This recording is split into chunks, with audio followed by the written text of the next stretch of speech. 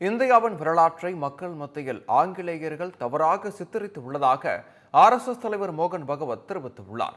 மகாராஷ்டிரா மாநிலம் நாக்பூரில் நடைபெற்ற சோமல்வார் கல்விச் சங்கத்தின் 70வது நிறுவன தின விழாவில் RSS தலைவர் மோகன் பகவத் கலந்து கொண்டார்.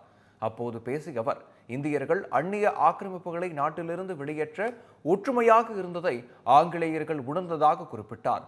அதன் காரணத்தாலே இந்தியாவின் வரலாற்றை மக்கள் மத்தியில் ஆங்கிலேயர்கள் தவறாக சித்தரித்தனர் என்றும் தெரிவித்தார்.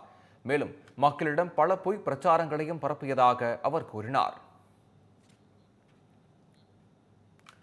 தொடர் விடுமுறையொட்டி வேடந்தாங்கல் பறவைகள் சரணாலயத்தில் சுற்றுலா பயணிகள் கூட்டம் அலைமோதியது. செங்கல்பட்டு அருகே உலக புகழ்பெற்ற வேடந்தாங்கல் பறவைகள் சரணாலயம் அமைந்துள்ளது. தற்போது சீசன் தொடங்கியுள்ளதால் சரணாலயத்தில் 30,000க்கும் மேற்பட்ட வெளிநாட்டு பறவைகள் வந்துள்ளன. இந்நிலையில் தொடர் விடுமுறையொட்டி சரணாலயத்தில் ஏராளமான சுற்றுலா பயணிகள் குவிந்தனர். தொடர்ந்து குடும்பத்தினருடன் பறவைகளை கண்டு ரசித்தனர். அண்ணா பல்கலைக்கழகத்தில் மாணவர்கள் பாதுகாப்பு கருதி புதிய வழிகாட்டு நெறிமுறைகள் அறிவிக்கப்பட்டு உள்ளன. அண்ணா பல்கலைக்கழக மாணவி பாலியல் வன்கொடுமை செய்யப்பட்ட வழக்கில் கிண்டி பொறியியல் கல்லூரி முதல்வர் ஈஸ்வரகுமார் தலைமையில் 5 பேர் கொண்ட குழு அமைக்கப்பட்டது.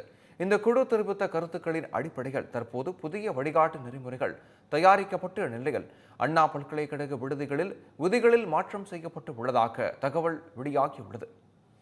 இதற்கு முன் இரவு 8:30 மணி வரை மாணவர்களுக்கு விடுதிக்குள் வர அனுமதி வழங்கப்பட்டு இருந்த நிலையில் மாலை 6:30 மணிக்கு மாணவர்கள் விடுதியில் இருக்க வேண்டும் என்றும், மாணவர்கள் விடுதிக்கு தாமதமாக வர நேரிட்டால் முன்கூட்டியே விடுதி காப்பாளரிடம் தகவல் அளிக்க வேண்டும் என்றும் விதிமுறைகள் மாற்றப்பட்டு உள்ளன.